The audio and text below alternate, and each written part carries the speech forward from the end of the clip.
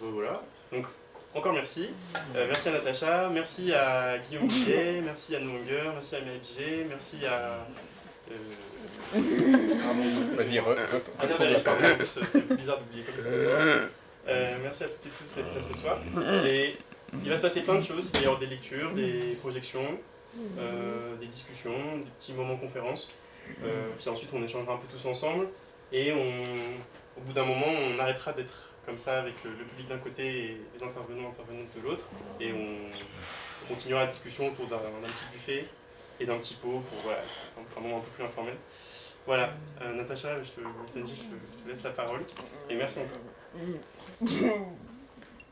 Merci d'être venu, d'avoir répondu à mon invitation et avec toute l'organisation et nos échanges depuis quelques temps.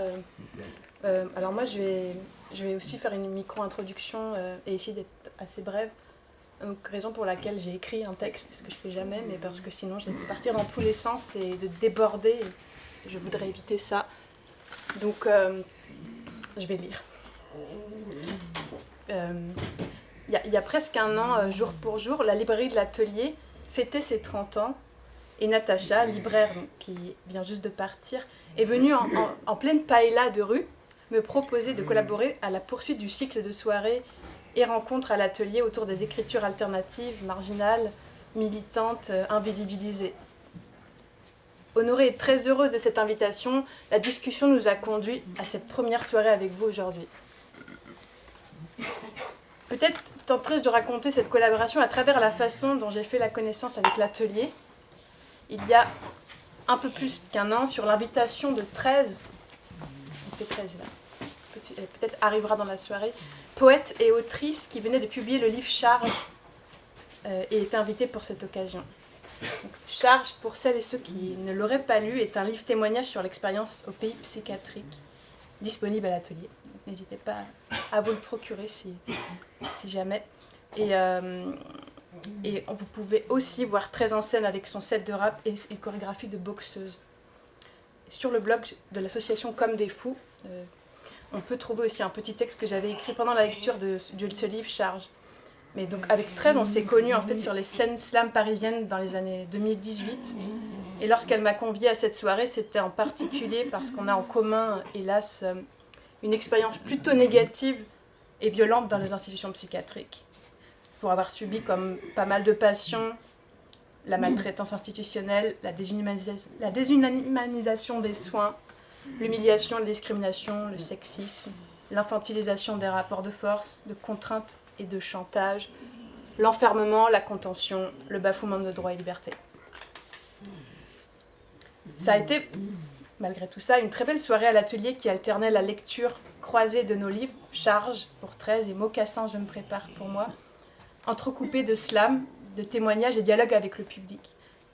À propos de Mocassin, le tout premier livre de poésie que j'ai publié, Natacha s'était souvenue qu'elle l'avait repéré à sa sortie en 2020, l'ère Covid, et n'avait jamais pu se le procurer ensuite, et depuis cette date, Mocassin est dans les rayons de la librairie. Les scènes slam, pour moi, ont été un des premiers lieux de coming out psy, comme on peut dire, en parallèle à une narration de bande dessinée que j'ai engagée au cours de mes dernières hospitalisations en 2016-2017. Dessin carnétiste confidentiel qui sera par la suite encouragé par des enseignants et développé lors de mon passage en milieu universitaire en master d'art plastique. À la différence des écoles d'art appliqué que j'avais pu fréquenter plus tôt pour y apprendre des techniques, la fac m'a permis de développer un projet artistique intime et autobiographique autour de mon parcours. J'ai saisi cette occasion pour, après la rédaction d'un faux mémoire universitaire, journal d'hôpital, écrire un papier autour du dégoût qui validera le diplôme. C'est très probablement à cette période que débute mon rétablissement, et on reviendra peut-être sur ce et ces termes qui collent au discours des médiateurs de santé père ou des pères aidants. Donc, père aidant, c'est une professionnalisation des parcours de patients pour transmettre à d'autres. Grâce aussi à une succession de rencontres qui me permettront d'avancer, de reconquérir de liberté dans l'opaque obscurité, de choix, de mouvements et de développer une pensée épidémiquement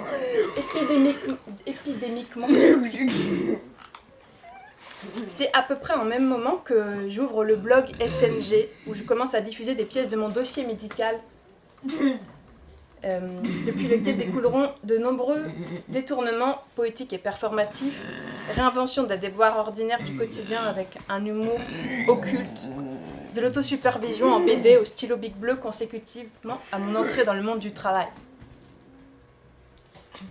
Un autre point d'ancrage extraordinaire pour moi a été la possibilité, l'autorisation même, enfin, de pouvoir danser.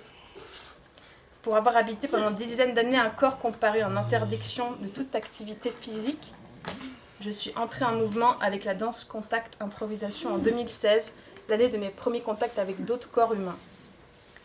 La danse est l'un des premiers lieux où mon corps, aussi étranger et transformé, m'est-il apparu, accueilli sans autre jugement. Je pense qu'on verra un peu plus tard dans la soirée comment les unes et les autres nous cohabitons avec des corps hors les normes, des corps hybrides, symptomatiques, handicapés, de quelle façon nous cultivons des habiletés artisanales et artistiques et sommes amenés à inventer des langages de la débrouille. Je découvre peu de temps après la danse swing et les claquettes et deviens très rapidement addict à cette danse dont j'apprends les codes à toute allure pour la première fois de ma vie, être accordée à d'autres corps dans le mouvement, courir, sauter, tourner, voler presque. S'en suivront de nombreuses autres actions et tentatives plastiques autour du corps et de la voix, notamment dans le champ de la poésie sonore, de la musique bricolée, des installations, fresques, danses, conférences gesticulatoires et autres improvisations dans l'espace public, comme un rattrapage d'années de confinement des membres, de mutisme sélectif, et vers un débordement manifeste de tout mon être vivant. En 2019, je me lance dans la formation à la pérédance, ce qui me permet de revenir dans les institutions de soins psychiatriques en tant qu'artiste et pérédant de santé mentale, accompagner des personnes en souffrance psychique et des soignants en souffrance psychique également. Et j'y apporte modestement mais incisive un regard décalé, des outils alternatifs à très alternatifs, témoigne de mon parcours, de mes difficultés, fait des piqûres de rappel sur les droits des personnes, etc. C'est aussi à cette époque qu'émane de manière beaucoup plus bruyante et publique, sur scène et sur le terrain hospitalier, des spécificités comportementales, sensorielles, émotionnelles, une gestion spécifique des pensées et des idées, beaucoup d'inconvenances sociales et peu de retenue, zéro filtre. Mes postes successifs sur les groupes hospitaliers de la région Île-de-France se solderont par une série de départs et de démissions, les miens et ceux de mes collègues, après avoir tenté à l'épuisement de m'adapter et de porter des initiatives, après avoir surtout semé le trouble, le malaise et le vacarme sur mon passage. Enfin, et je m'arrêterai à ce carrefour dans l'épopée autobiographique pour présenter nos invités et leur laisser l'espace, une autre rencontre très importante qui est celle avec mon duo des dieux de la ramasse, Nicolas Redeschini ici présent. Nous avons croisé à plat ventre sur le plancher du Palais de la Femme, avec qui nous avons baladé le confinement sous le signe des promenades de chasse en périmètre délimité. De son appartement à mon appartement, nous avons œuvré dès lors à sauver des bennes ce que jettent les gens, revalorisateurs du rebut au sens large, les objets, les plantes, les vêtements, les archives, les gens, les personnes et matières premières mises au banc. Nous arpentons depuis Paris et glanons à la ville tout ce qui, à nos yeux, ne mérite pas l'enterrement, dans la limite de l'espace disponible de nos habitats urbains respectifs.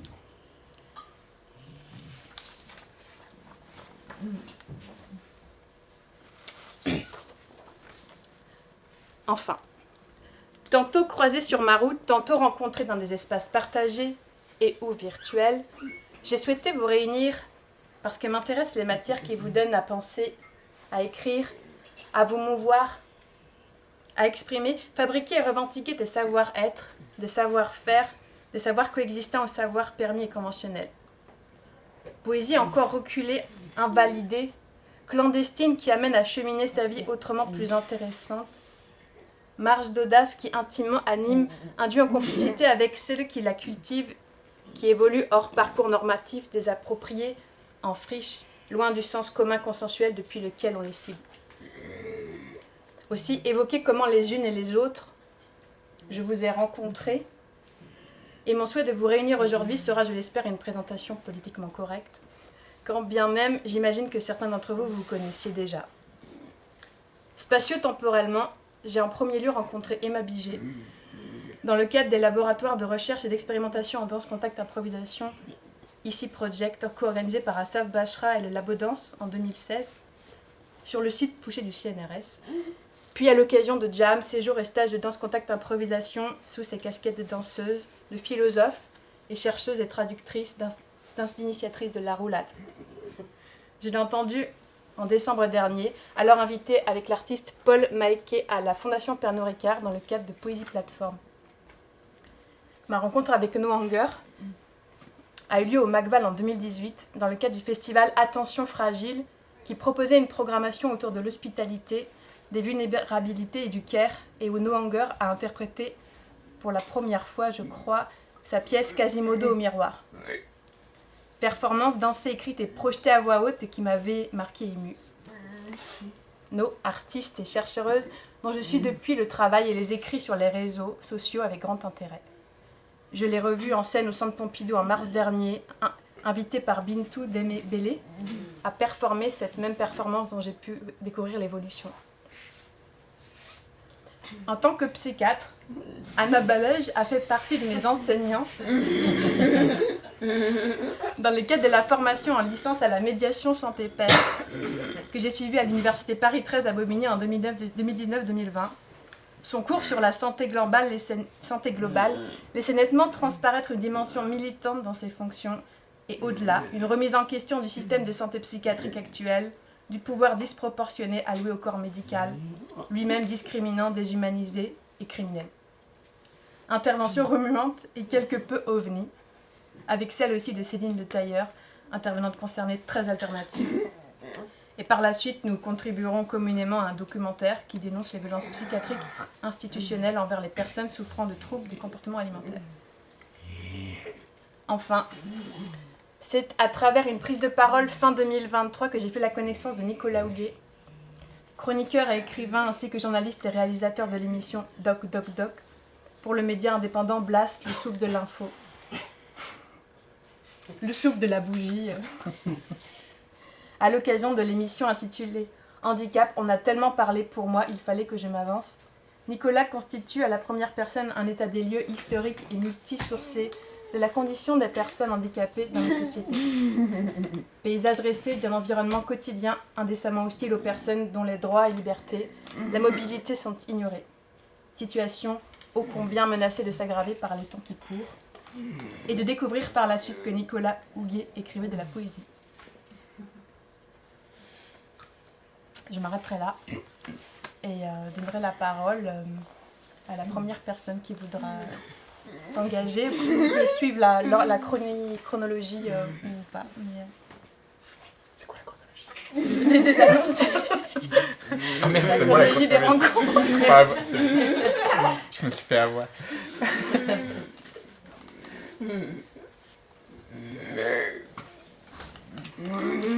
T'as envie, Il y a une personne qui a envie de commencer avant la chronologie. C'est moi la chronologie. Super. Ouais, bon, on va effectivement avoir, comme disait Constantin, des petites interventions des uns et des autres sous plusieurs formes. Trop bien.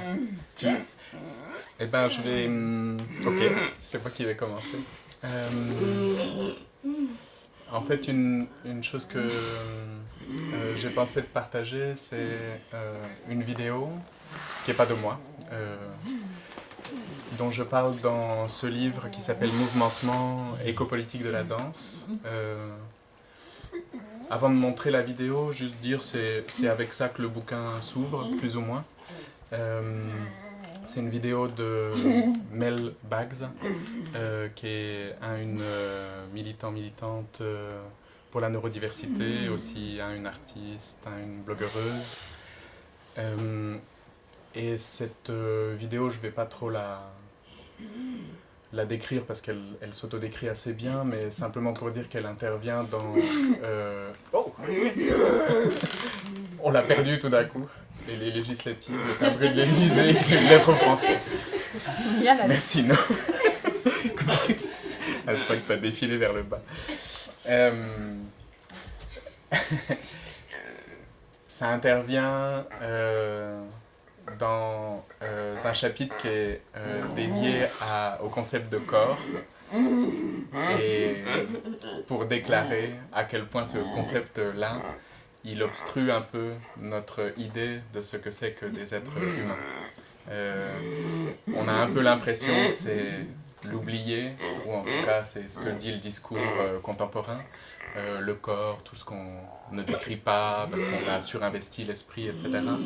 Et mon idée est de dire, en fait, si on essaye toujours de se sauver avec le corps, on est foutu parce qu'il est toujours le résultat de la dualité corps-esprit.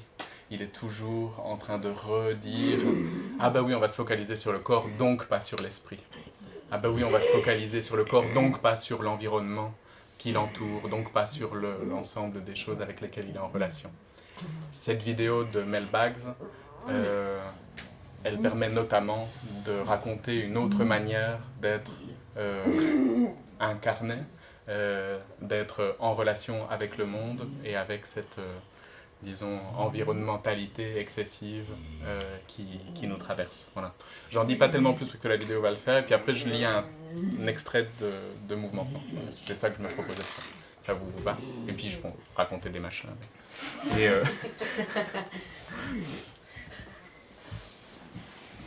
allez, go. Je crois que c'est sous-titré vers le français. Le volume, c'est bon. Alors, on est censé entendre...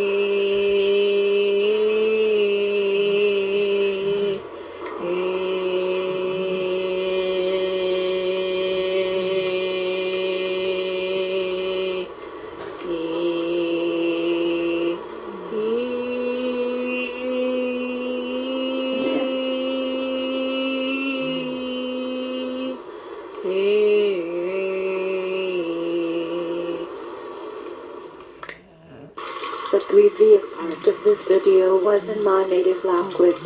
Many people have assumed that when I talk about this being my language, that means that each part of the video must have a particular symbolic message within it, designed for the human mind to interpret. But my language is not about designing words or even visual symbols for people to interpret. It is about being in a constant conversation with every aspect of my environment, connecting physically to all parts of my surroundings. In this part of the video, the water doesn't symbolize anything. I am just interacting with the water as the water interacts with me. Far from being purposeless, the way that I move is an ongoing response to what is around me. Ironically, the way that I move when responding to everything around me is described as being in a world of my own, whereas if I interact with a much more limited set of responses and only react to a much more limited part of my surroundings, people claim that I am opening up to true interaction with the world. They judge my existence, awareness, and personhood on which of a tiny and limited part of the world I appear to be reacting to. The way I naturally think and respond to things looks and feels so different from standard concepts or even visualization that some people do not consider it thought at all, but it is a way of thinking in its own right. However, the thinking of people like me is only taken seriously if we learn your language, no matter how we previously thought or interacted. As you heard, I can sing along to what is around me. It is only when I type something in your language that you refer to me as having communication. I smell things.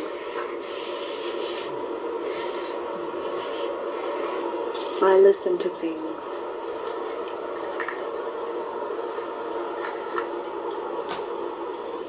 I feel things.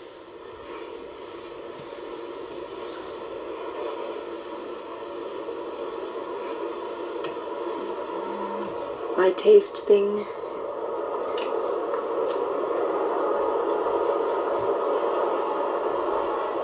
I look at things. It is not enough to look and listen and taste and smell and feel. I have to do those to the right things, such as look at books, and fail to do them to the wrong things, or else people doubt that I am a thinking being. And since their definition of thought defines their definition of personhood so ridiculously much, they doubt that I am a real person as well.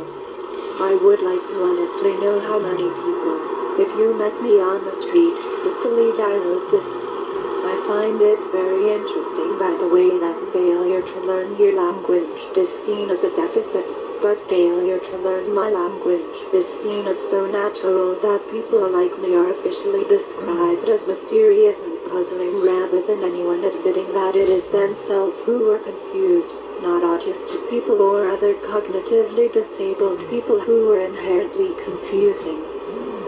We are even viewed as non-communicative if we don't speak the standard language, but other people are not considered non-communicative if they are so oblivious to our own languages as to believe they don't exist. In the end, I want you to know that this has not been intended as a voyeuristic freak show where you get to look at the bizarre workings of the autistic mind. It is meant as a strong statement on the existence and value of many different kinds of thinking and interaction in a world where how close you can appear to a specific one of them determines whether you are seen as a real person, or an adult, or an intelligent person, and in a world in which those determine whether you have any rights. There are people being tortured, people dying, because they are considered non-persons, because their kind of thought is so unusual as to not be considered thought at all. Only when the many shapes of personhood are recognized will justice and human rights be possible.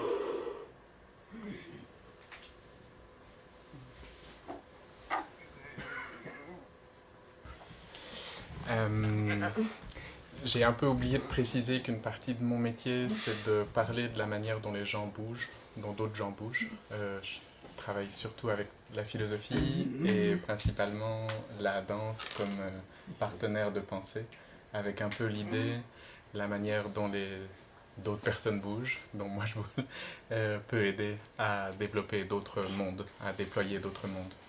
C'est souvent un endroit qui n'est pas considéré comme faisant partie de la pensée. Souvent mon livre est mis à côté de livres sur Coco Chanel et dans la section mode des librairies, parce que c'est là que la danse est généralement rangée. Et c'est un peu l'idée de dire, oui, quand ça bouge, ça pense fort. Voilà. Donc, si ça vous va, je vais vous lire un passage de ce bouquin. C'est un passage qui parle d'une philosophe, Erin Manning, qui a introduit dans les études en danse les pensées neurodiverses, la théorie neurodiverse. Ça va se clarifier un petit peu avec la lecture, ce que ce mot peut signifier. Avec l'idée de valoriser les savoirs neurodivers. Elle a permis les premières thèses de personnes autistes défendues à l'université, au Canada notamment, etc. Donc elle a ce travail militant. Donc ça part d'elle et puis après ça circule vers le texte. Ça va pour l'instant? S'il y a des questions, enfin pardon, je soliloque évidemment parce que c'est un peu le... Mais si vous voulez interrompre, c'est toujours disponible, ou si vous avez des questions, et y compris pour mes voisins, voisines.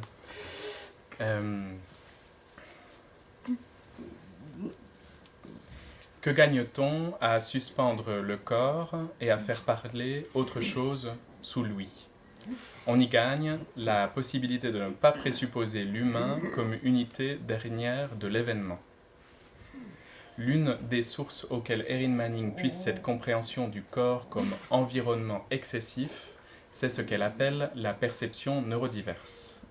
La perception neurodiverse ne désigne pas la manière dont les personnes neurodiverses, comme si c'était un groupe isolable à partir du reste, perçoivent le monde. Oui, c'est pas... Bon, je ne vais pas vous expliquer mon propre texte. Elle est plutôt, la perception neurodiverse, une partie, une frange du spectre de toute perception, qui se reconnaît à ce qu'elle excède ce que l'on attend neurotypiquement du comportement et de la perception dans les sociétés capitalistes contemporaines. Que vous soyez bien assis sur vos chaises à regarder mes lèvres remuer, par exemple. Vous ne vous sentez pas obligé de le faire, du coup. Cette neurotypicalité est intimement liée à l'exceptionnalisme humaniste qui voudrait qu'une certaine configuration neurologique soit meilleure que les autres, et qui façonne notre évaluation de quelle vie mérite que l'on se batte pour elle, de quelle vie mérite d'être éduquée, de quelle vie mérite d'être vécue, de quelle vie mérite d'être sauvée. Prolongeant l'activisme en faveur de la neurodiversité, enfin faisant partie de cet activisme, la philosophie d'Erin Manning cherche à rendre visibles les modes d'existence humaine que la neurotypicalité réprime en chacune d'entre nous. De ce point de vue, la séparation entre le corps et le monde, ou plus exactement entre le corps en train de se faire et le monde en train de se faire, est une des évidences perceptives que la perception neurodiverse conteste. On va arriver à la vidéo d'Erin Manning, je parle de Melbag.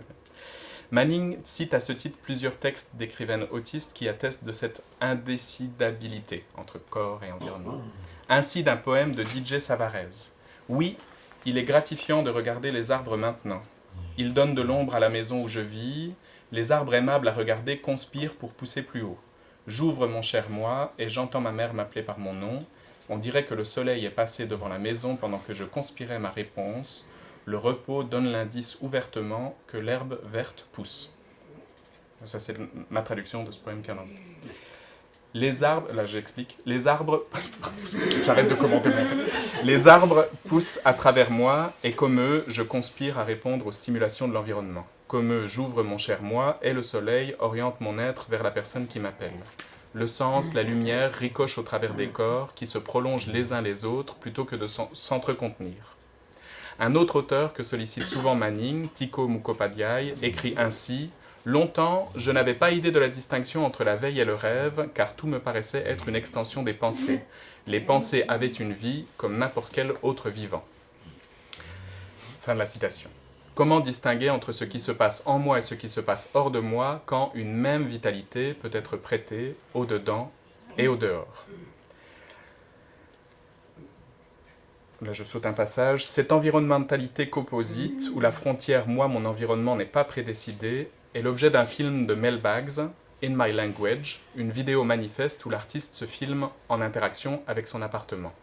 La caméra, parfois emportée, parfois posée sur le côté ou à l'arrière, filme tête, bras et mains qui entrent et sortent du champ de vision pour entrer en relation avec des livres, de l'eau qui coule, un clavier d'ordinateur, l'air, un morceau de papier.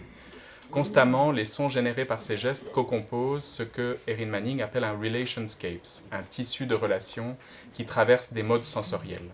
Les gestes sont souvent composés de boucles motrices qui fonctionnent plutôt comme des spirales. Dans une courte scène, Baggs plonge sa tête dans un livre, s'y frotte le visage de haut en bas jusqu'à s'en extraire pour tourner les pages, sentir la brise, entendre le son du froissé et s'y replonger ensuite de plus belle. Durant toute la vidéo, les gestes nous entraînent dans des effets de consonance avec les formes et les textures de l'environnement. Les mains, les bras, le haut du corps, la tête co-vibrent avec un monde qui semble émerger à travers leurs actions, au moins autant qu'ils les accueillent. Après quelques 3 minutes de la plongée dans ce corps mondoiement, la vidéo incorpore un texte écrit par Baggs et lu grâce à un logiciel de reconnaissance de texte. Dans cette partie, intitulée Une introduction, la voix de Baggs nous interpelle. Nous qui la regardons bouger, elle nous demande ce que nous croyons voir. Croyons-nous voir une personne autiste en train de faire des trucs d'autiste? Et ces trucs d'autiste, croyons-nous qu'ils sont le propre d'une personne coupée de son environnement, comme le nom autiste est censé l'indiquer, censément fermé sur elle-même. C'est le terme de autiste qui dit ça. Sans refuser le mot autiste, Baggs retourne le regard, je cite, « Loin d'être dénué de sens, la manière dont je bouge est une réponse constante à ce qui se trouve autour de moi.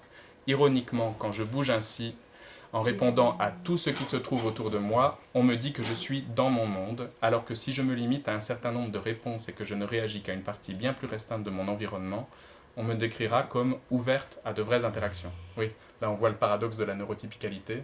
Si tu es orienté vers les humains seulement, on va dire que tu es ouverte. Si tu es orienté vers les non-humains autour de toi, on va dire que tu es fermée. Le truc, t'es piégé. Et protestation de l'ordinateur.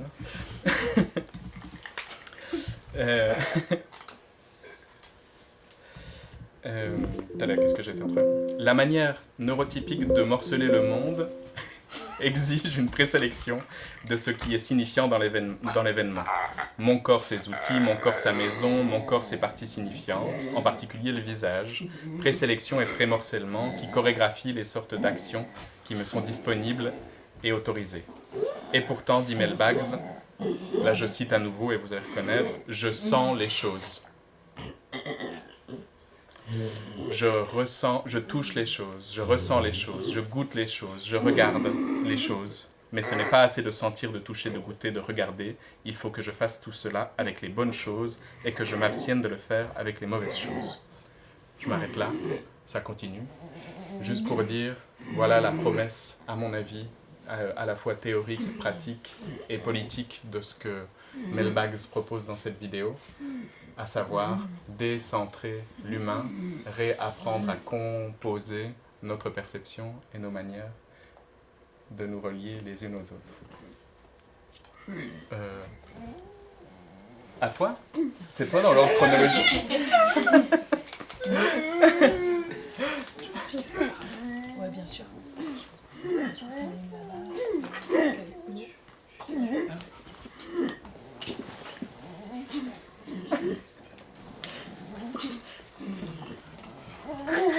Parce que t'es toujours à la fin? Ou t'es toujours au début? Oui, parce que Anger, c'est ça, t'es en premier. Je pense que c'est alphabétique ou par ordre de rencontre. En par ordre de rencontre. Ok, et ben voilà, c'est à toi. Nous, il y avait une vidéo aussi. Tu veux montrer une tu peux vidéo? nous partager.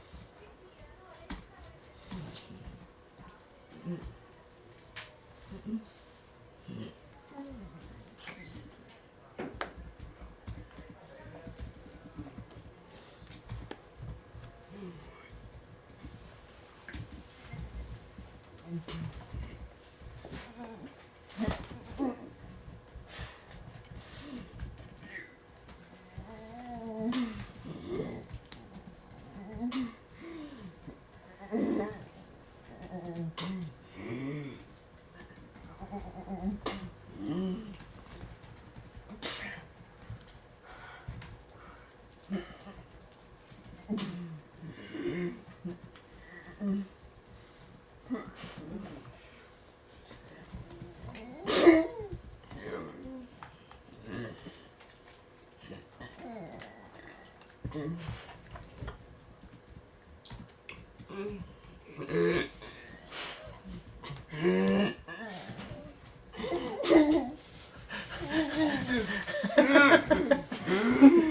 lecture chorale dont tu seras le maître tout-puissant. Chef d'orchestre.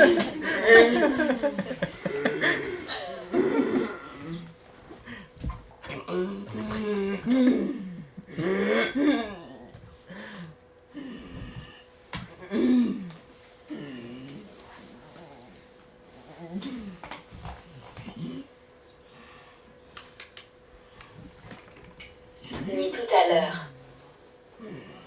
À quoi ça vous sert de le voir? Pour vous, il ne sera qu'un héritage. Les processus de légitimation artistique sont à réinterroger à la lumière de la question des corps qui se montrent sur scène. La légitimation artistique d'un individu sur scène dépend aussi de la légitimation sociale de son corps et de sa monstration publique. Tout à l'heure, je me placerai devant vous. Mais comment me verrez-vous? Serais-je pour vous une artiste? Théodore de Banville, le saut du tremplin. Enfin, de son vil échafaud, le clown sauta si haut, qu'il creva le plafond de toile, au son du corps et du tambour, et le cœur, dévoré d'amour, alla rouler dans les étoiles. Je n'ai pas de visage. Présentée sous les traits d'une surhumanité divinisée, la figure de l'artiste se distingue d'une humanité ordinaire et quotidienne.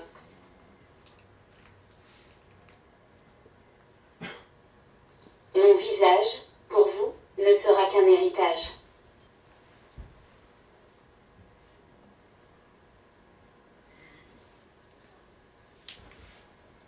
Théophile Gautier, il faut relever la foule jusqu'à l'œuvre et non rabaisser l'œuvre jusqu'à la foule. Si la pensée ne peut être gravie par les intelligences vulgaires, tant pis pour les gens faibles et les jamais en air. C'est une mauvaise raison à donner pour aplanir les montagnes que les asthmatiques ne sauraient les gravir. Ne vous donnez pas la peine de tailler des marches et des rampes autour du Mont Blanc. Les aigles voleront jusqu'à la cime, afin que Dieu voie en passant que les hauts sommets ont toujours des visiteurs. Me verrez-vous comme une artiste? Comment me verrez-vous? Afin de légitimer leur place dans la société bourgeoise du XIXe siècle, à laquelle ils refusent de s'assimiler, les artistes se décrivent en dehors de la foule. Ce faisant, ils forgent une narration qui place le corps de l'artiste en position de surplomb, esquissant une hiérarchie implicite entre les corps.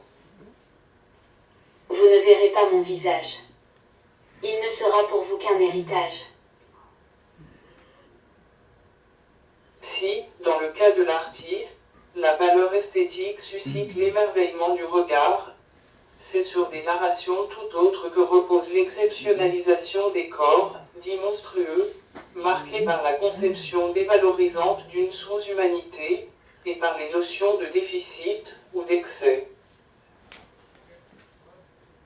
Quel corps verrez-vous en moi? Serais-je un visage? Serais-je seulement un corps? Serais-je un corps que l'on aime regarder? Que l'on s'autorise à regarder? Un corps qui mérite d'être regardé? Un corps que l'on ose regarder? Ou que l'on aimerait cacher? Un corps illégitime? S'inscrivant dans la lignée des nombreux déplaceurs du siècle d'or espagnol et dans le développement des discours thératologiques au XVIIIe siècle, les spectacles de monstres foisonnent dans le contexte particulier d'un XIXe siècle européen, en proie à la question de la redéfinition des identités humaines, due au débat évolutionniste, à la sécularisation des imaginaires et à l'expansionnisme colonial. Les discours gravitant autour de ces spectacles resignifient les morphologies corporelles, notamment de façon exotique. L'Écho de Paris, journal du 7 septembre 1937. Chacun de nous a été petit. Chacun de nous a même, à un moment donné dans sa vie, été plus petit qu'un Lilliputien. Et cependant, pas une seconde, nous n'avons eu le moindre rapport avec un Lilliputien authentique. Cela tient à ce fait, tout simple, que nous ne sommes pas de la même espèce. Le visage sera des images, aperçues sans jamais s'y attarder. Le Petit Journal, 3 novembre 1935. Le plus célèbre fut le Russe Makhno, qui atteignit 2,85 m. Depuis l'exhibition de ce dernier, dans un music-hall parisien, de nombreux géants ont encore paru dans les cirques ou sur diverses scènes. Robert Bogdan, le fait d'être particulièrement grand est une simple question de physiologie.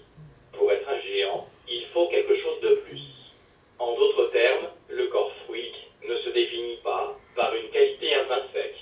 Il renvoie plutôt à une représentation de soi, une manière de se mettre en scène, un point de vue. Le traitement journalistique des corps, vu comme monstrueux, se centre avant tout sur la question de la morphologie non normée. Toujours présente dans le regard du journaliste, sans doute pour ménager le spectaculaire de son article, le motif de la morphologie, autre, tend à délégitimer artistiquement le corps sur scène. Comment me verrez-vous? Comment me masquerez-vous? Comment m'habillerez-vous de vos imaginaires?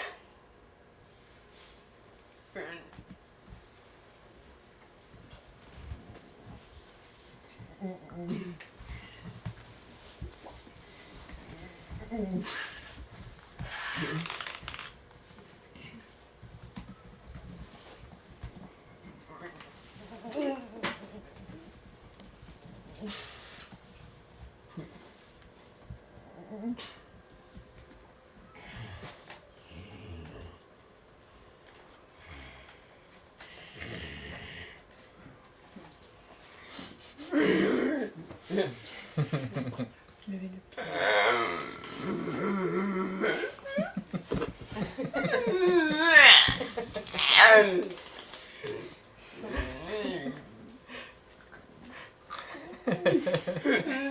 Ah oui, c'est ça. D'autres personnes. Je vais pas le faire toute seule. Sinon, ça ressemble pas trop à une chorale.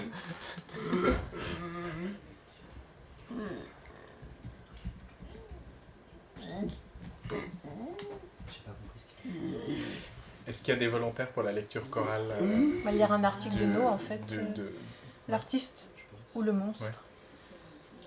Ouais. On peut lire ensemble. Ouais. On improvise la lecture ensemble, ça te va, toi? Ouais, t'es pas très maître tout puissant. Est-ce qu'il y a un nombre de personnes idéal? Non.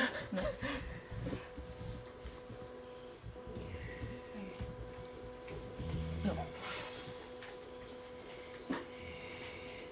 Ça peut être spontané, sinon, effectivement.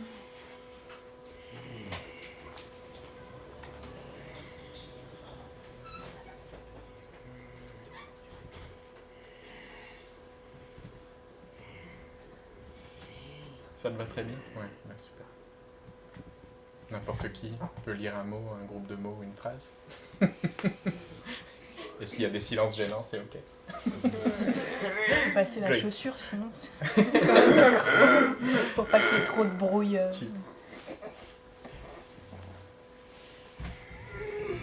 Tu nous mets le texte? Tu as sélectionné des extraits, c'est ça? C'est un article que tu as écrit. Ok. Rentrons maintenant dans le vif du sujet et demandons-nous en quoi l'imaginaire du monstrueux et des frictions contribuent à invisibiliser les corps handicapés sur des scènes artistiques. ici. Je dois un peu parler de mon expérience en tant qu'artiste handicapé. Lorsque j'élabore une performance, Je dois composer la mise en scène de mon corps. en allant à l'encontre de deux narrations. Je dois en premier lieu affirmer que mon corps est digne d'être montré artistiquement, M'opposant ainsi à l'idée que mon corps ne peut être montré autrement que comme un objet de curiosité. Un objet de curiosité. En second lieu, Je dois affirmer que c'est bien moi qui ai choisi. de montrer mon corps, que je suis active dans cette monstration, actrice principale de cette mise en scène, car en arrière-plan. Vas-y. Il y a souvent que le corps handicapé sur scène est victime passive de son exhibition. Jugé immoral. Son exhibition. Immoral, car décidé seulement par des personnes en position de surplomb. En position de surplomb. En position de surplomb. C'est deux idées Délégitimation. Délégitimation artistique et monstration subie et immorale Se retrouve dans la perception des corps exposés pendant les freak shows, Et les spectacles de phénomènes du 19e siècle.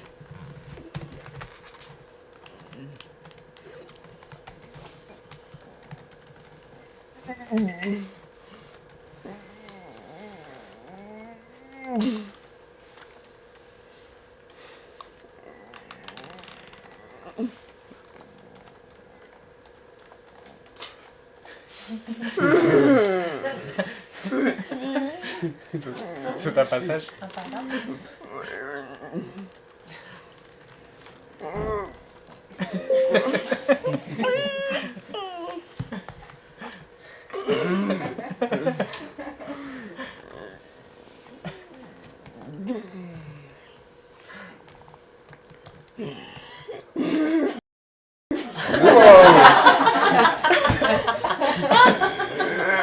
Expérimentaux. Prégnant. Le plan du fait. Très maîtrisé.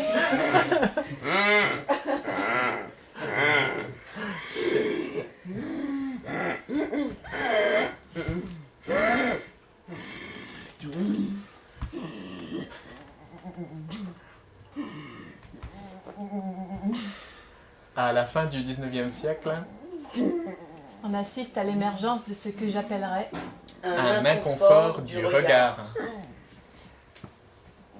Et si le spectacle lilliputien ne semble pas encore le susciter dans les années 30, Pas le cas d'autrefois. Plus marqué. Par l'idée de difformité. on le voit dans l'affaire Tocci. Jean-Jacques Courtine. Rapporté par Jean-Jacques Courtine, Torchi. est un entrepreneur forain détenu en 1983 auprès de la préfecture de police de Paris. Une demande pour être autorisé à exhiber 2 enfants siamois. alors que ces spectacles Était monnaie courante durant les décennies précédentes. La préfecture refuse. je ne suis pas d'avis que de pareilles monstruosités soient exhibées en public. Elle relève uniquement de la faculté de médecine. Révélant le glissement d'une monstration des lieux visibles. Du divertissement forain vers l'espace dissimulé de l'investigation médicale et scientifique, L'investigation médicale et scientifique. L'affaire Tocci est assez symptomatique des modifications de l'époque sur ce qui est l'entrave au nom des corps. Des lieux où cette monstration est possible et des publics qui sont autorisés à le voir. En témoignant également les polémiques sur les musées d'anatomie Qui ont émergé à partir des années 1880. Et ont conduit à leur interdiction légale en 1921. Je renvoie à l'article de Christiane Pi et Cécile Vidard. Les musées d'anatomie sur les champs de foire. Ces musées exposaient soit des phénomènes, soit des organes véritables, ou des moulages en cire les représentant de manière hyper réaliste. parfois atteintes de malformations ou de maladies. La morale. Change alors de camp. Change alors de camp. Tandis que les directeurs des musées d'anatomie justifiaient leur entreprise Par la recherche du bien public Et l'éducation des masses, les discours de pouvoir public et les sociétés des moralités resignifient maintenant ces lieux.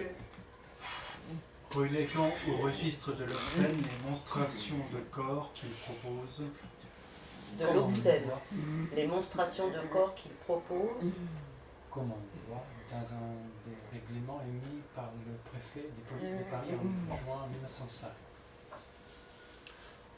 Quant au musée d'anatomie, ils ne pourront être placés qu'aux conditions suivantes. Des pièces anatomiques seront seules exposées. Ces pièces n'offriront aucun caractère répugnant Ou de nature à provoquer de la part des visiteurs des réflexions obscènes ou contraire aux bonnes mœurs.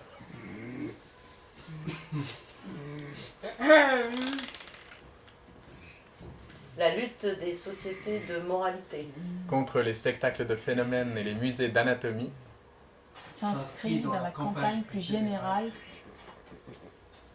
contre la licence des rues, qui comprend la lutte contre la prostitution, contre les spectacles pornographiques, etc. les licences des rues et d'obscènes s'élargissent. Non seulement aux évocations de la sexualité, mais aussi aux monstrations de l'anatomie, de la mort, de la mort et du corps, Perçu comme malade ou monstrueux.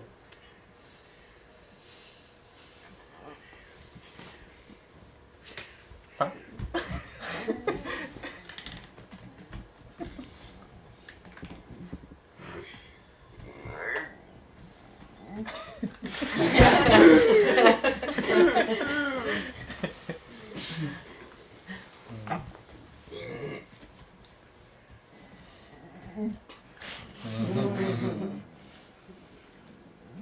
Merci à toi.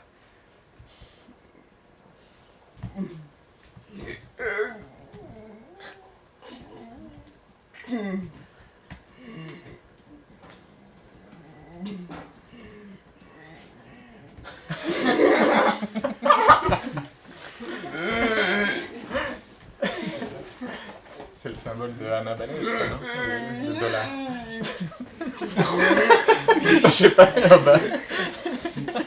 il y a un langage codé que vous C'est connaissez. c'est super.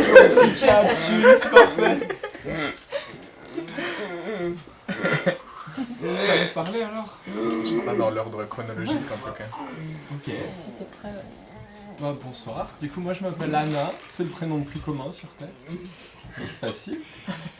C'est aussi le seul que mon petit frère savait prononcer, il savait pas prononcer l'autre prénom que j'avais, du coup j'ai pris celui-là a posteriori, parce que je trouvais que c'était malin. J'ai vécu 6 ans, on m'appelait comme ça chez moi. C'était vraiment une bonne période. C'était sympa. Je sais pas trop quoi raconter, parce que je suis venu avec rien, je recommande rien, et très honnêtement. Non mais c'est vrai. Et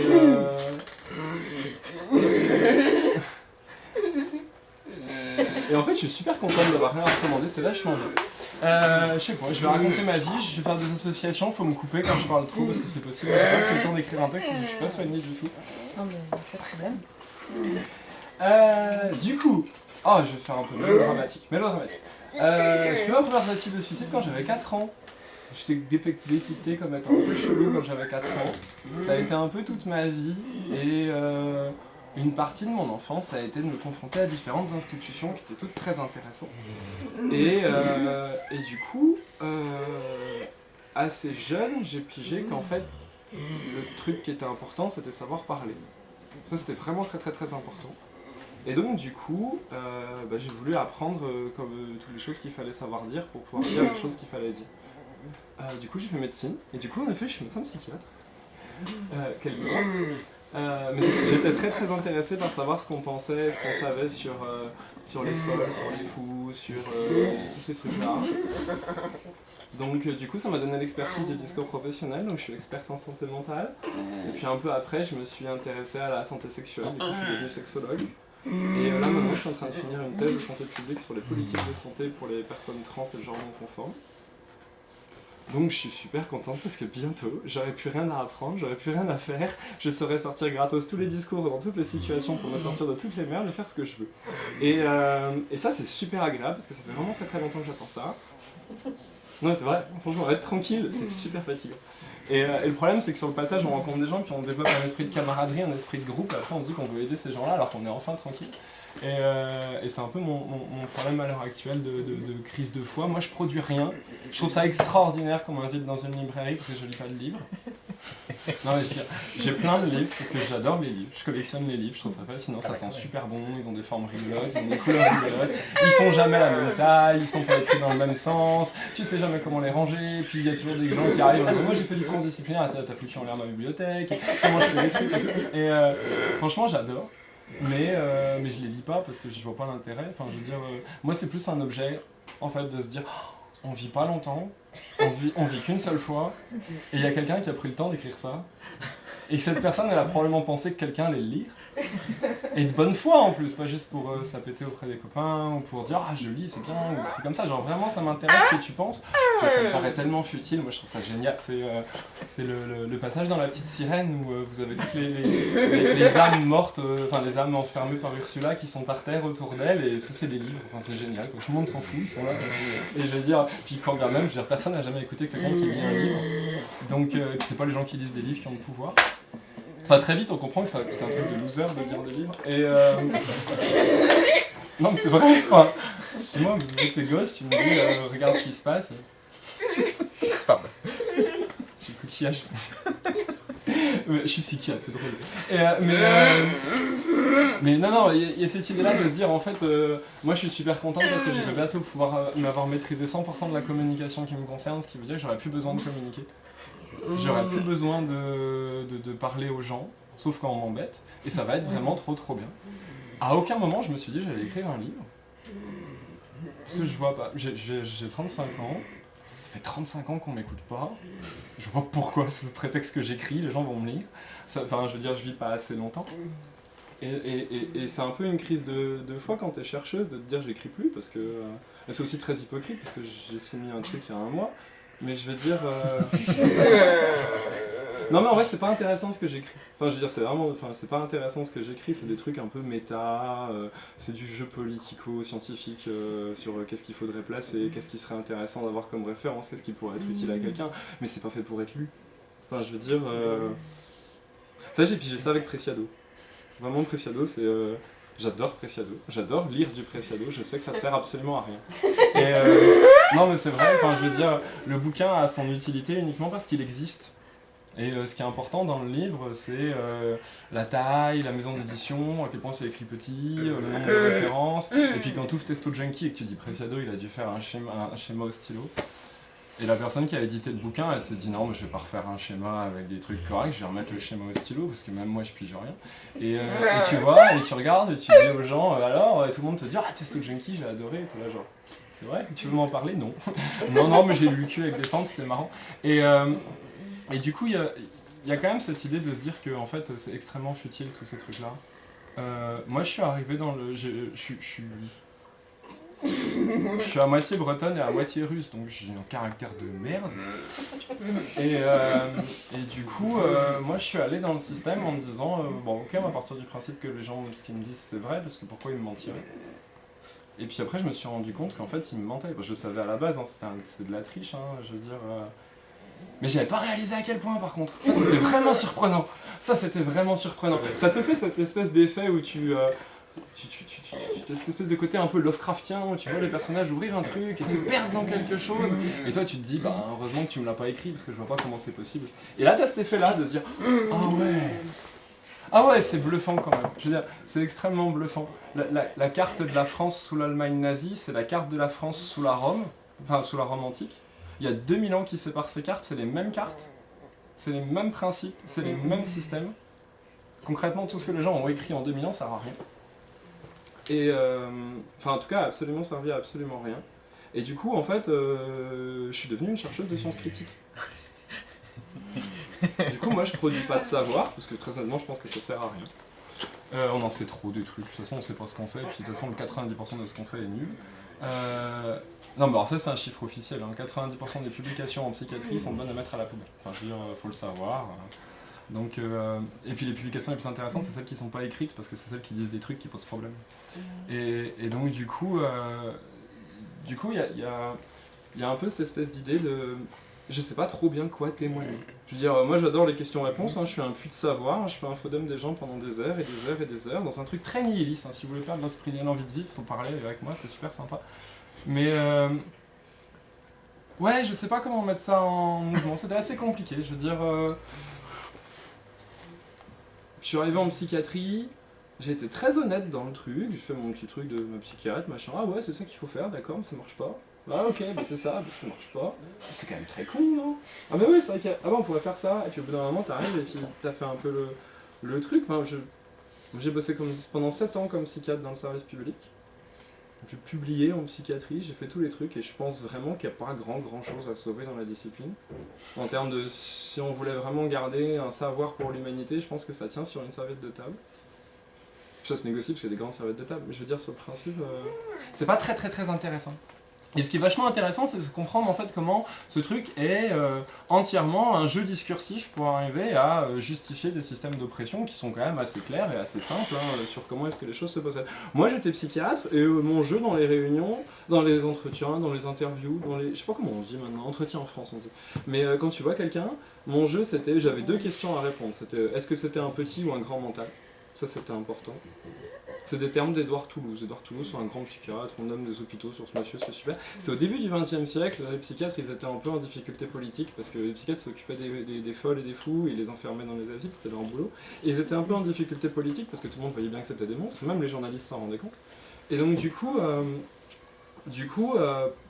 d'un point de vue stratégique, ce qu'ils ont fait, c'est qu'ils ont pris l'autonomie sur ce qu'ils appelaient à l'époque, ce qu'Édouard Toulouse appelait les petits manteaux. Et les petits manteaux, c'est les gens qui ont des problèmes de santé mentale, mais des problèmes de santé mentale de la vie de tous les jours. Ils sont angoissés, ils sont tristes, ils ont peur, ils dorment pas bien. Et en fait, c'était super important stratégiquement d'avoir la main mise sur cette population-là, parce qu'à partir du moment où vous avez la main mise sur cette population-là, vous n'êtes plus attaquable comme vous l'étiez avant. C'est toujours très difficile d'être hyper spécialisé, parce que quand votre boulot, vous, c'est enfermer les fous, il y a toujours des gens pour venir vous dire vous les enfermez pas correctement. On les entend crier, ça pose problème. Pourquoi est-ce qu'on les entend pas crier? Ils sont morts. Enfin, c'est toujours emmerdant. Mais quand au final vous rajoutez un truc qui maintenant représente quand même 70-80% de l'activité, hein, au final, la médicalisation du quotidien, la médicalisation des deuils, la médicalisation des divorces, la médicalisation du stress, la médicalisation de la fin du monde.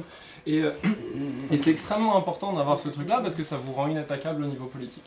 À partir du moment où vous avez cette façade-là, vous pouvez maltraiter autant que vous voulez les fous derrière, parce que c'est forcément justifié, puisque vous êtes des gens bien, vous faites des systèmes de santé, vous aidez la population et tout.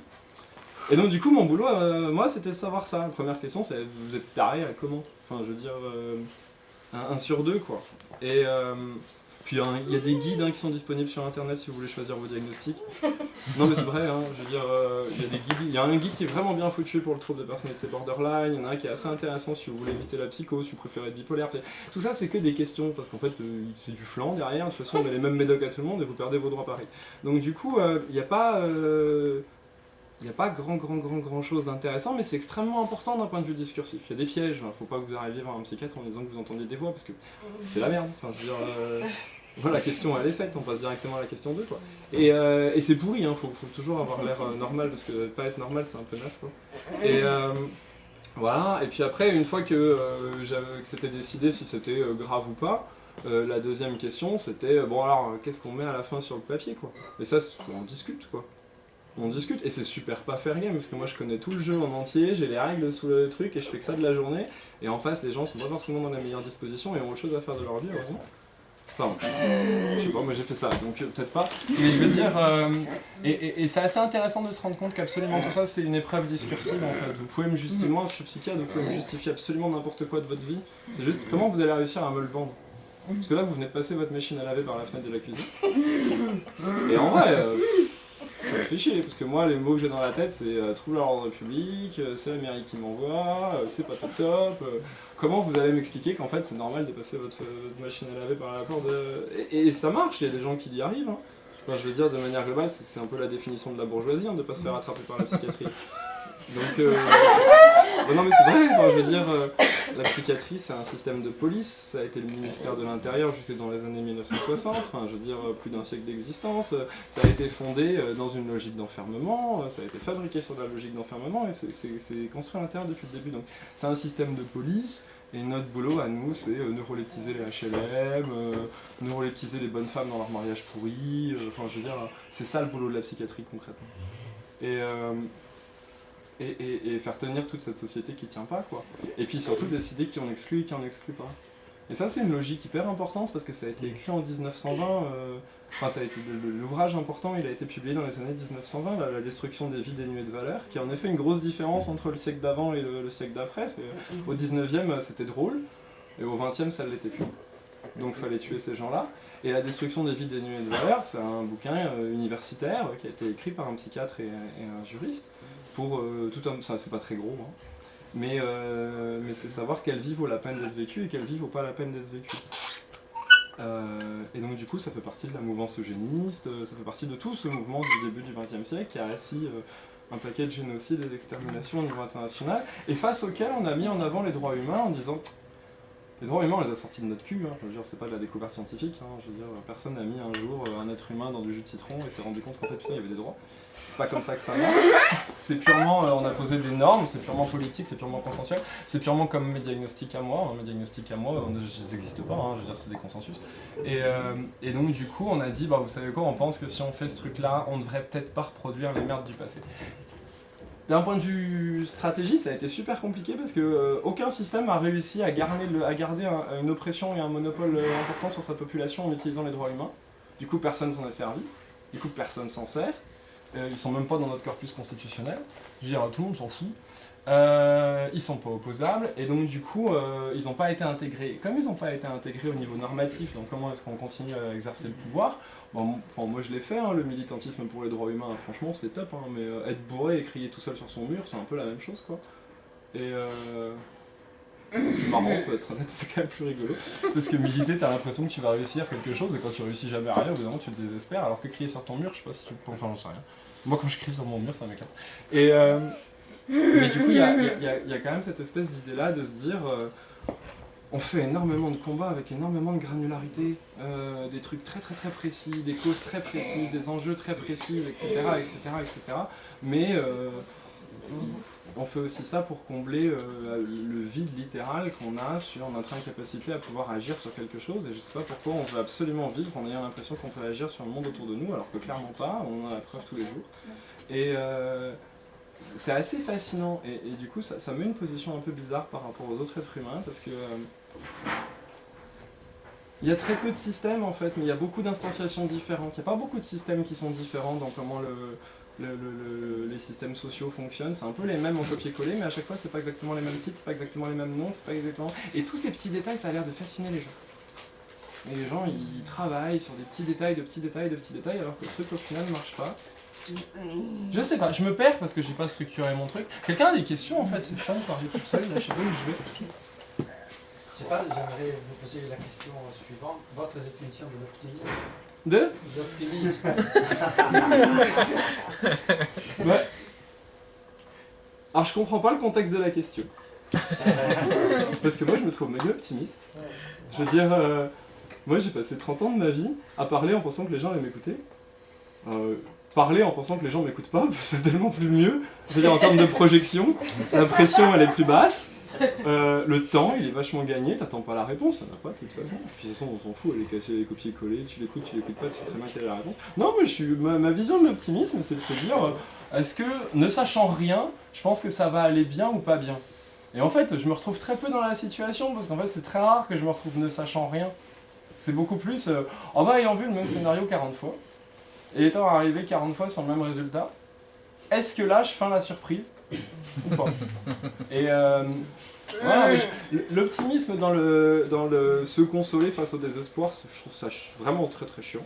moi ça me rassure énormément de savoir que j'ai aucune importance, ma vie ne vaut rien, ne sera pas souvenue et que de toute façon ça n'a aucun intérêt de me battre pour laisser une histoire de mon existence parce que quand bien même des gens continueront à la raconter, à un moment ils seront morts et puis personne ne racontera rien.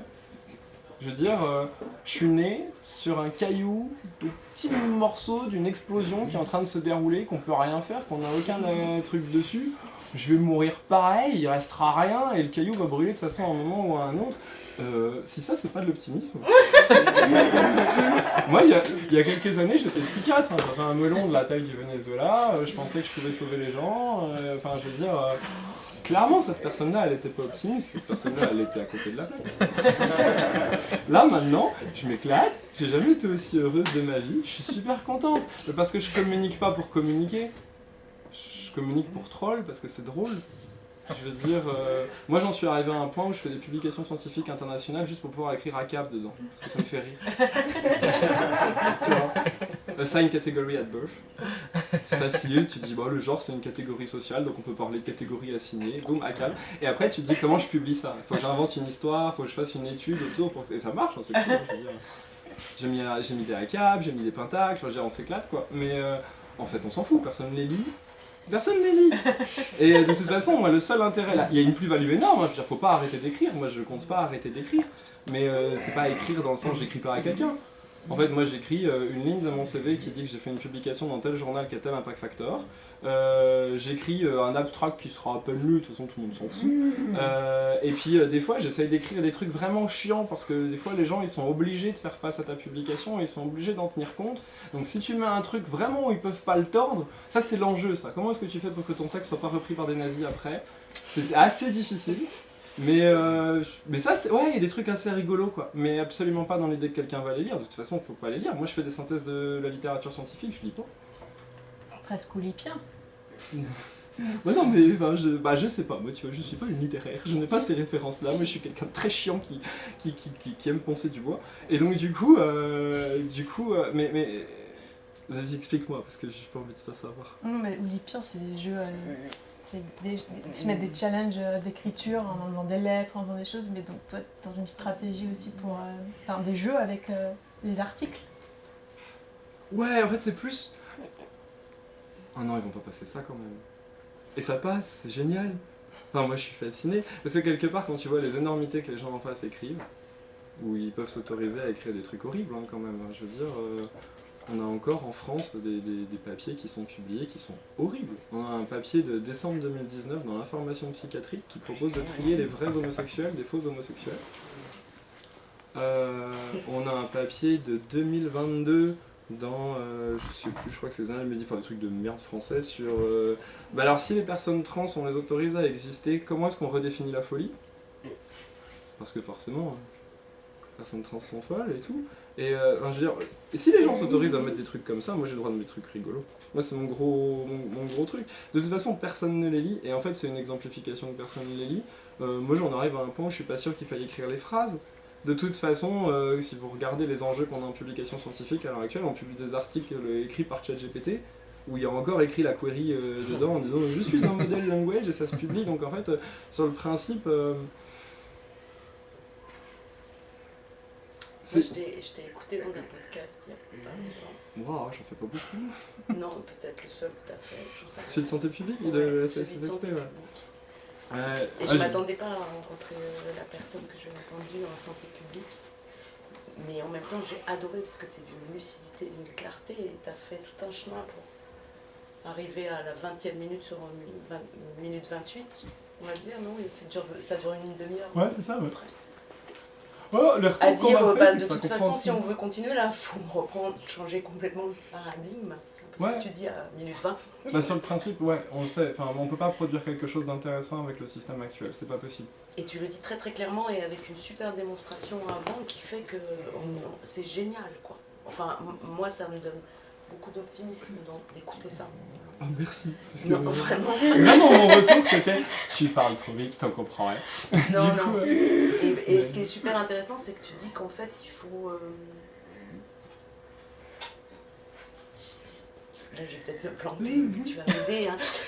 Il faut rebâtir le lien, enfin, à savoir comment on fait les savoirs, quoi. et on fait le savoir avec qui, et pour qui, et qui prend les décisions. Grosso modo, c'est ça. Et c'est une clarté, et c'est génial, parce qu'on se dit là, bon, on peut, avec ça, on peut peut-être commencer à faire un truc. J'étais naïve à l'époque, j'étais vraiment naïve. Je suis arrivé dans ma thèse de santé publique, c'était comment on peut faire pour contribuer à améliorer le système, parce que moi je vois bien qu'il y a plein de savoirs du côté des personnes qui sont concernées, et pour une raison que je comprends pas, ces savoirs, ils n'arrivent pas au niveau des personnes qui prennent les décisions. Du coup, c'est embêtant, il doit y avoir une façon, donc je suis arrivé là-dedans en me disant, on va partir du principe de tel que les choses sont. Et à la fin, 3 ans plus tard, la seule explication que j'ai, c'est en fait, ils sont pas dedans parce qu'ils veulent pas qu'ils soient dedans. Et en fait, c'est très foucadien. Moi, je suis devenu très foucadienne. Je suis pas né anarcho-foucadienne, mais je veux dire. Peut-être un arbre, mais pas foucadienne. Mais il y a cette idée de se dire, en fait, le seul truc intéressant dans les savoirs, c'est leur utilité tactique. Les savoirs, ça a jamais été que quelque chose qui permettait de justifier qu'on se tape dessus. Ou qu'on se tape plus dessus. Mais je veux dire, sur le principe, on produit un savoir pour l'effet performatif qu'il fait. Moi, je suis vachement ancré sur cette idée. Moi, j'aime pas les dichotomies corps-esprit. Moi, je suis sur du 100% corporel. D'ailleurs, j'aime même pas le 100% corporel. Moi, je trouve que la théorie des systèmes, c'est un truc qu'on vraiment met de côté exprès parce qu'on veut absolument pas comprendre que les gens n'existent pas tout seuls. Et donc, du coup, je fais que des disciplines qui sont hyper essentialistes. Je veux dire, ça s'arrache les cheveux. Mais il y a quand même cette idée de se dire que personne ne produit un savoir dans le but de répondre à une question. Ça, je veux dire... Ou en tout cas, si. C'est-à-dire, moi, c'est mon expérience du quotidien, je me pose des questions sur tout, tiens, quel goût ça fait quoi, machin, etc. Mais je veux dire, ce savoir, je le produis, mais je le produis pour moi, pourquoi je le partage? Et si je le partage avec quelqu'un d'autre, c'est pas par altruisme, mais par envie de répandre le savoir. Et c'est pas parce qu'en fait, je vole un peu l'expérience des gens. Enfin, je veux dire, quand je viens de dire à l'avance quel goût ça a, la fleur, tu vas peut-être pas la manger, tu vas peut-être la manger, tu vas la manger en sachant, c'est pas la même expérience, je te vole une partie de ton expérience. Et c'est pas pour faire la Nietzscheenne à 2 balles, mais je veux dire, sur le principe, il y a quand même cette idée de se dire que si je communique un savoir, c'est dans un but. Parce qu'en fait, je communique dans un but. Et communiquer un savoir, c'est communiquer. De la publication scientifique, c'est du journal, c'est de la presse, enfin, je veux dire, on est dans de la communication. Et donc, du coup, le but numéro 1 des savoirs, en tout cas, quand vous êtes face à un savoir, avant d'écouter ce que dit le savoir et qu'est-ce qu'il y a à l'intérieur, en vrai, on s'en fout et personne qui bosse avec les lit. Ce qui est intéressant, c'est de se dire à quel moment c'est arrivé, en réponse à quoi, avec quel effet anticipé, avec quel effet réel, avec quel truc qu'on n'avait pas vu venir, parce qu'en fait tout ça c'est un jeu de cartes. C'est un jeu de cartes et on abat des cartes tour à tour et on y arrive.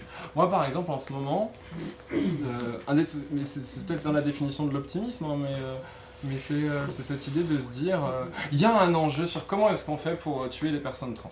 Mais en gros, c'est ça la question politique à l'heure actuelle.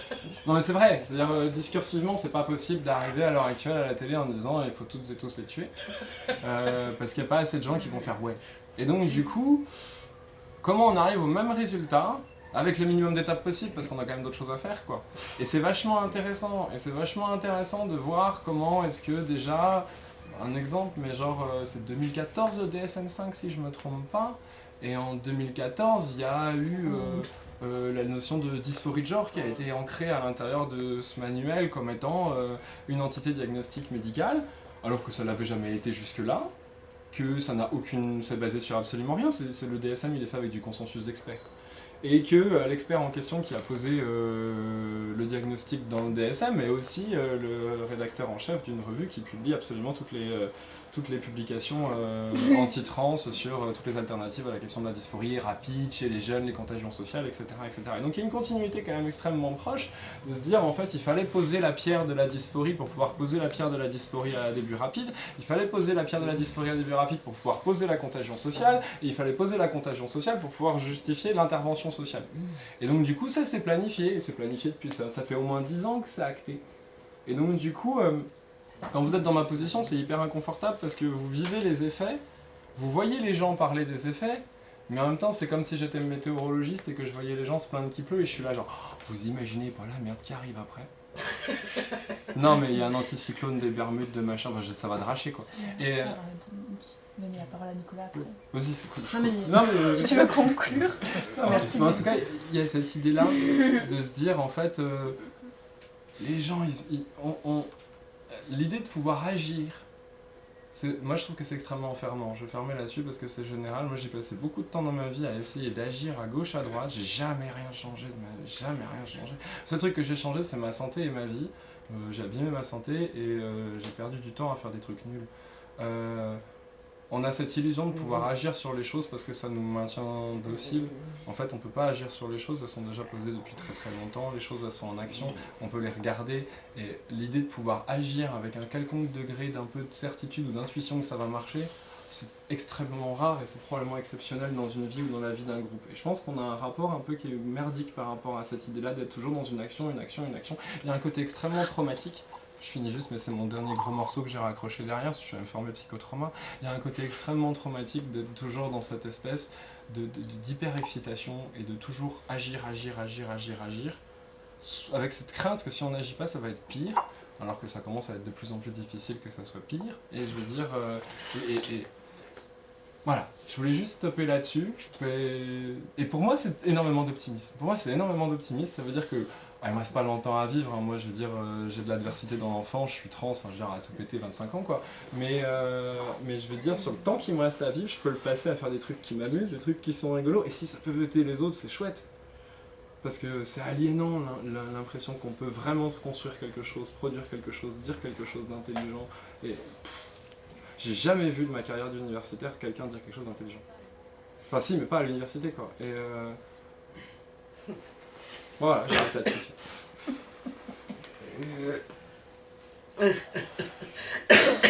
Alors moi je suis l'antithèse de ce qui vient de se produire.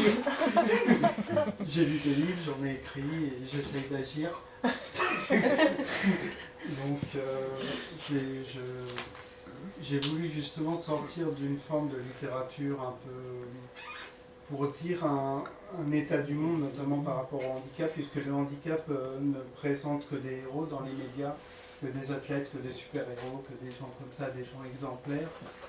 Et je me suis dit, oui, mais des gens comme moi qui ne veulent pas forcément escalader le Mont Blanc, qui veulent juste prendre le métro, par exemple, un truc de fou, on ne peut pas le faire.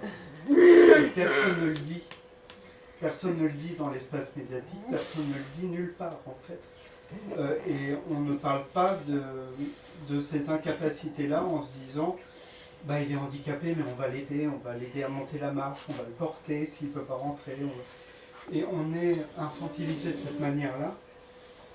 Et du coup j'ai commencé à travailler pour Blast et sur une émission qui analyse les documentaires. Et au deuxième numéro j'ai dit bon, bah, il faut que je parle de ma vision du handicap tel qu'il est vécu par les gens concernés, c'est-à-dire en fauteuil roulant, comment on lutte, comment on se bat pour un peu changer notre quotidien, juste notre quotidien, le truc dont on parle jamais. Et j'ai découvert ce documentaire qui s'appelle Crip Camp sur Netflix, et sur la lutte des Américains qui se sont battus pour avoir le métro, pour bloquer la 5e avenue à 50. Et ils ont réussi à avoir des acquis qu'on attend encore en France. Et c'est le sujet de l'extrait qu'on va vous montrer maintenant. Si tu y arrives. Pas sûr. Ah, c'est là. C'est à partir de 28 minutes, c'est ça? Ouais, à partir de 28 minutes. Et ça dure à peine 10 minutes. Je suis tombé sur le compte des Dévalideux. Ah, ouais, je suis tombé sur le compte des Dévalideux.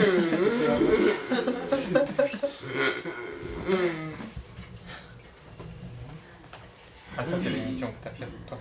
Comment? C'est l'émission que t'as faite toi, c'est pas que oui. Parle de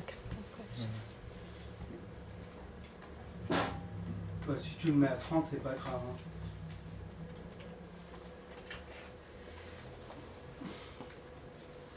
Ouais, oui, c'est la bonne vidéo. Ouais, faut juste commencer à 28, à 28 minutes. Sur Instagram. Tu avances à 28 minutes et c'est bon.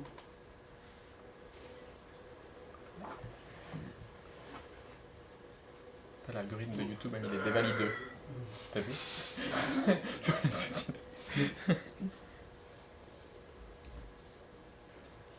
Bon, 29 ou 30, hein, c'est pas grave.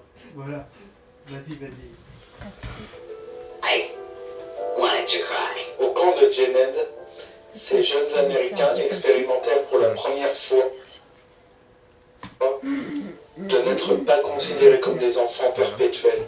Ils choisissent ce dont ils ont envie en fonction de leurs besoins. Ils peuvent... Non, merde.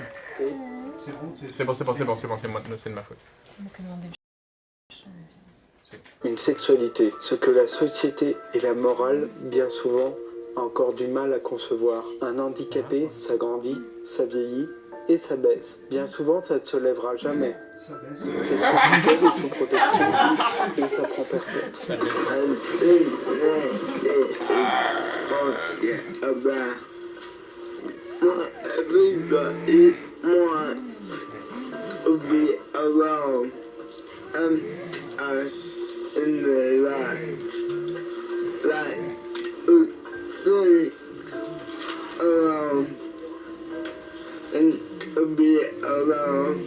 Les gens sont revenus du camp avec la conviction qu'ils pouvaient changer le monde.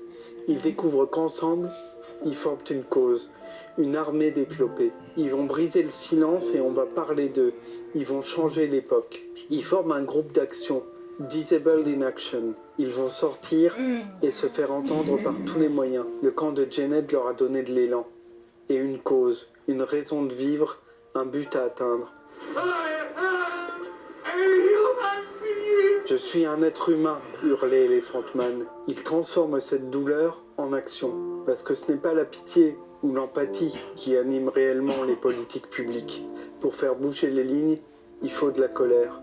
Et la peur qu'elle engendre, le bruit et la fureur. Ces gens vont donc ruer dans les brancards. Ils forment l'armée de combattants la plus improbable qu'on puisse imaginer. Leur premier combat, ce sera de fermer ces établissements où on parquait les handicapés, bien à l'abri des regards, leur infligeant des maltraitances qui ne sont pas sans rappeler le scandale des EHPAD qui éclata l'année dernière en France. Ils utilisent la seule arme dont ils disposent, alerter l'opinion publique et lui montrer la réalité. Il y a des corps humains opprimés, dont on a honte, qui nous font peur, ou qui ne sont pas productifs, qui ne sont rien. Mais parfois, l'inconscient vous saute à la gorge. Les activistes handicapés l'ont mis en lumière en 1972 aux États-Unis, et je les envie. Et pour le coup, je les trouve magnifiques et exemplaires, pour de vrai. On est là devant la discrimination et le rejet dans sa forme la plus directe. Elle peut être plus sournoise. The president has vetoed a bill setting up a vocational rehabilitation program because he said it would cost too much. It would be just impossible in terms of its financial cost to put in elevators or ramps in all of these stations. Just costs would be horrendous in terms of their total.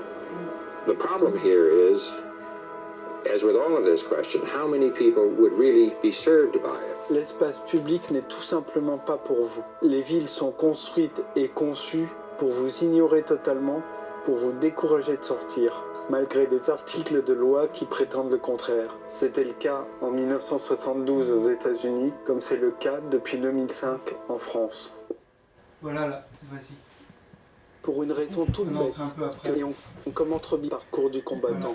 Pouvoir monter sur les trottoirs sans être obligé de rouler sur la chaussée. We decided that we were going to sit down in the street, we were going to stop traffic. So at 4:30 in the afternoon, we formed this huge circle. We cut off 4 streets.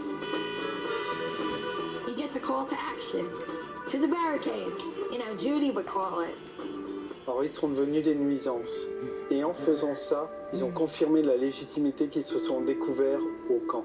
Il s'agit de se faire entendre, de se faire comprendre, entendre la colère contre ce mépris qui se ressent jusque dans l'urbanisme, parce qu'ils ne sont d'habitude qu'une minorité silencieuse qui ne sera jamais prioritaire, toujours complaisante, toujours polie et reconnaissante. Mais ces jeunes gens-là ont choisi de ne pas l'être. Ils ont lutté, ils n'ont pas remercié pour le peu qu'on leur laissait, ils ont exigé. Pendant 10 ans, ils se sont organisés et ont exigé. À partir de Berkeley, où ils ont pris leur destin en main, où d'un coup, quand on leur refusait quelque chose, ils demandaient simplement pourquoi. Ils rendaient à des gens qui n'osaient pas l'exprimer leur libre arbitre et leur dignité. Ce ne sont pas des grands mots, c'est du pragmatisme. The sitting at San Francisco's HEW headquarters now is in its 3rd day. Hot water has been turned off on the 4th floor, where the occupation army of cripples has taken over. The FBI cut off the phones, like they said we couldn't have any communication.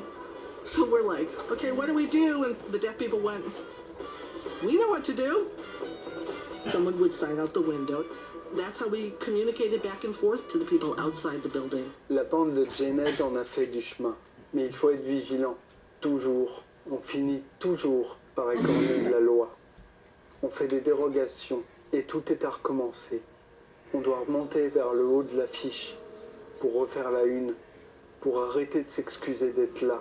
Cette injonction à être patient et conciliant, je la subis.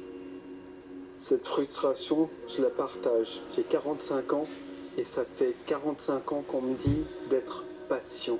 And I'm very tired of being thankful for accessible toilets. I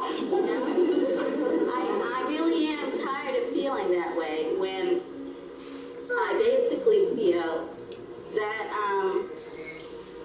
if I have to feel thankful about an accessible bathroom, when am I ever going to be equal in the community? No. Et en fait, ça fait des décennies qu'on nous dit qu'on doit être patient, qu'on va adapter les choses, qu'on va adapter l'urbanisme, qu'on va rendre tout accessible. Et rien ne se passe ou ça avance trop peu et je serai probablement mort, que la ville sera toujours pas accessible, quoi. On attend et comme on ferme nos gueules, ben, y a rien qui se passe, quoi. Ou très peu. Donc j'avoue que ce discours m'a vraiment fait chialer. Parce que par ces mots, elle m'a renvoyé tous mes silences contraints dans la gueule.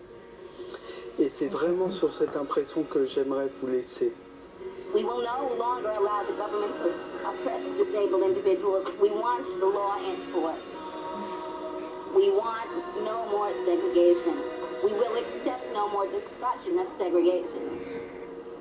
And I would appreciate it if you would stop shaking your head in agreement when I don't think you understand what we are talking about.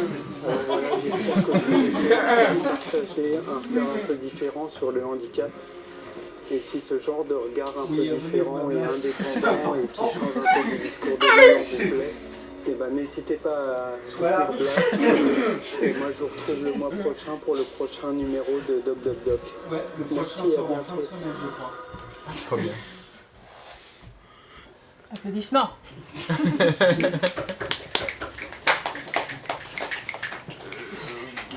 Voilà. Ajouter quelque chose ou... Non, mais enfin, j'étais. Ce qu'il y a d'étonnant, c'est que dans la réception de cette vidéo, ça n'a pas fait une grosse audience parce que les handicapés, on n'a pas très envie de les voir, on n'a pas très envie de les écouter. Il faut toujours un passeur ou un politique ou un sachant qui va parler pour eux. Et c'est étonnant parce que cette vidéo a été l'une des plus reprises et l'une de celles qui a fait le moins d'audience en fait, parce que c'était pas je pense que c'est pas un sujet visible et même dans la campagne qu'on vit actuellement on n'en a pas parlé. Et c'est très étonnant de s'apercevoir qu'on vit une ségrégation à bas bruit depuis des décennies et que même les gens concernés, les handicapés eux-mêmes, n'ont même pas conscience de vivre dans une ségrégation, n'ont même pas conscience que c'est pas normal de remercier pour tout comme ça. C'est pas normal. On devrait ne pas prévoir le double de temps de trajet quand on veut se déplacer, ne pas avoir à téléphoner à tous les restaurants pour savoir si les chiottes sont accessibles. Rien de tout ça. Enfin, les gens vivent sans cette charge mentale-là, et quand on parle de handicap, on ne parle jamais de charge mentale, alors que c'est ça le vrai sujet. Et on parle de gens qui nous donnent des leçons de vie, mais qu'est-ce qu'on en a à foutre? Enfin, c'est pas le sujet. Ça n'a jamais été le sujet. On n'est pas admirable, on veut juste vivre. Et la simplicité de ce discours-là, on l'entend jamais. Et dans les retours que j'ai eus à cette émission-là, il y avait beaucoup de remerciements. Parce que moi j'avais juste dit ce que j'avais sur le cœur, qui me semblait évident. Enfin, les gens qui me connaissent, ils connaissent. Je le dis tout le temps. Donc cette fois-là, j'ai été filmé. Et c'est tout. Donc voilà. Et j'avais voulu apporter ma petite pierre à l'édifice. C'est peut-être pas grand-chose, mais il fallait que quelqu'un le dise, quoi. Il y a un truc auquel j'ai pensé par rapport à ce que Anna disait sur troller comme seule politique possible de pratique, et qu'il y a un truc que je trouve pratique beaucoup les mouvements CRIP. Enfin, le mouvement CRIP en France, même époque, c'est les handicapés méchants qui avaient une revue. Dans les années 70. Exactement, au même moment que CRIP Camp. Et il y a vraiment ce geste-là de se rendre irrécupérable à la charité. Au bout d'un moment, t'es pas un héros, quoi. Ouais. Donc, enfin, si, quand même. Et troller comme une manière de produire du savoir, irrécupérable. Enfin, tu vois, tu produis des discours, tu produis des trucs, et puis en fait, les autres n'arrivent même pas à redire ce que tu as dit, parce que ce que tu as dit est... ça t'appartient. Exactement. Et donc, ils peuvent... C'est pas articulé dans les médias officiels, par exemple. C'est pas un hasard si c'est Blas qui l'a sorti, la vidéo. Donc, c'est tout.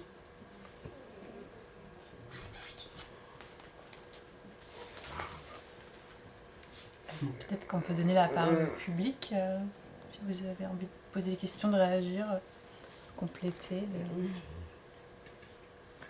silence de créer du vide.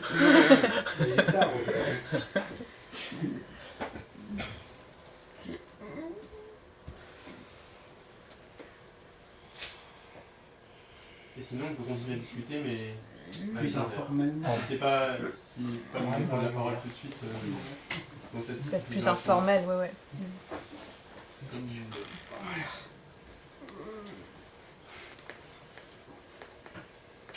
Mais tu allais pas lire des poèmes? Ah non, j'ai pas de poèmes. Ah non, t'écris pas de poèmes. J'ai pas en improvisé un, ça va être pourri. Non, faut mieux pas. Mais t'écris des poèmes, non? Tu vas pas en lire? Non, j'écris un peu de tout, quoi, mais pas spécialement des poèmes, non, un peu de tout. Des essais, j'écris un roman, j'écris des livres. Et parce que quelque part, la littérature, c'était le seul endroit où j'étais pas entravé, où le fauteuil avait aucune importance, donc d'un seul coup, j'étais libre. Et j'étais libre de développer une pensée sans avoir à faire de pédagogie.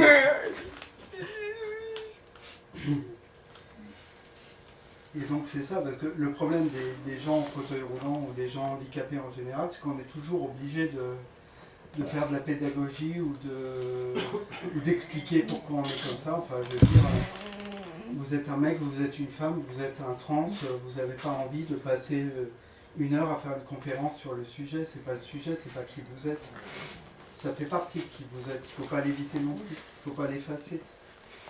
Et je pense que la littérature, ça permet de faire entendre ces nuances-là beaucoup plus que les trucs stéréotypés qu'on voit dans les médias ou qu'on voit dans des choses comme ça. Parce qu'on a du temps, en fait. Et je pense que les personnes handicapées, médiatiquement en tout cas, ils ne sont pas montrés, ils n'ont pas de temps de parole, ils n'ont rien. Et donc il faut s'insinuer dans les interstices pour avoir une place qui soit juste. Et je pense que cette justice-là, elle n'est pas encore atteinte. Tout comme elle n'a pas été atteinte pendant des siècles par les femmes. Donc je pense que le combat des handicapés est encore amené et qu'il n'a pas commencé. Voilà.